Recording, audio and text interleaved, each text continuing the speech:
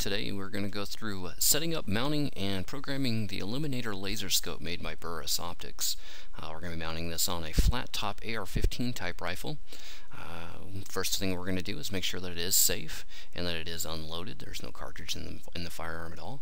And we're also going to make sure that the chamber is empty before we start doing any work. With that task finished, we can now start mounting our Eliminator scope.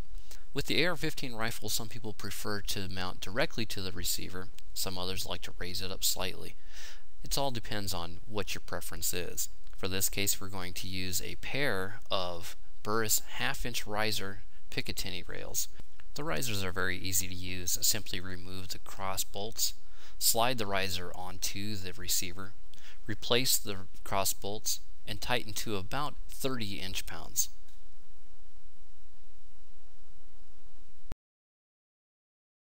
The cross bolts are at T15 Torx, and a wrench is provided when you buy your Picatinny riser. Once your risers are securely fastened, we can go ahead and move on to test fitting our Eliminator scope to make sure that our Picatinny risers are in the correct location. Once we're satisfied with that, we're going to go ahead and grab the clamping mounts, loosen the clamping bolts on the mounts, place them in the cross slots of the risers that we just installed. Then go ahead and place your Eliminator scope onto the clamps and the risers. You should have full contact with the riser at the rear section of the mounting rail on the bottom of the Eliminator scope. Go ahead and hand tighten that back bolt first, then hand tighten the front one as well. And now, using the provided wrench that comes with your Eliminator scope, go ahead and tighten that rear bolt first to at least 45 inch-pounds. Then go ahead and do the front as well. We're going to pay close attention not to run into the remote sensor that is located behind and below the windage adjustment turret. Now, with our Eliminator mounted to our rifle, we can go ahead and check our battery. We provide a CR2 lithium battery for use with the Eliminator. Go ahead and make sure that's installed. Then replace the battery cover and tighten down the cover screw. You can use a coin or a screwdriver to do this. No need to over tighten, just get it nicely snug. With that completed, we can now take our rifle to the range and zero it as we would with any traditional scope. Remove the caps, make your elevation and windage adjustments as necessary to get zeroed at 100 or 200 yards, whichever you choose to shoot at. As with all Burris products, you can use the zeroing collar to help guide you in this process. Simply put a screwdriver into the slot in the collar, hold down the turret, and rotate it until it reads 0 with the indicator. With the scope zeroed, we're now ready to start programming. We're going to be using a 62 grain fusion bullet, which has 56 inches of drop at 500 yards when zeroed at 100. We're now ready to program. First things first, we must turn on the scope by hitting the left side button, which is your main switch button. When you do that, you'll see a Y and a battery, and you may or may not have the 3 dashes at the bottom. It's now time to get into setup mode. Simply hit the forward button slightly before you hit the main switch button, then hold both of those down for about a 10 count or until you see the 3 digits flash, followed by a Y145.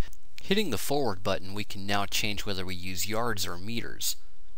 You'll see the flashing Y indicates yards. Hitting down will change it to an M indicating meters.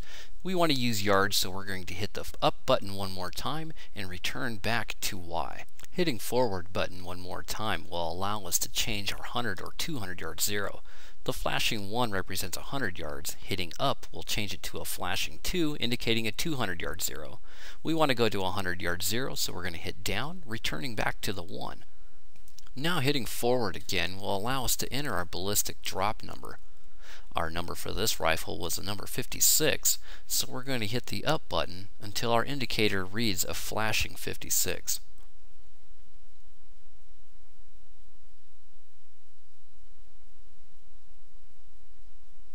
Once we have that entered, we can now exit setup mode by hitting the back button.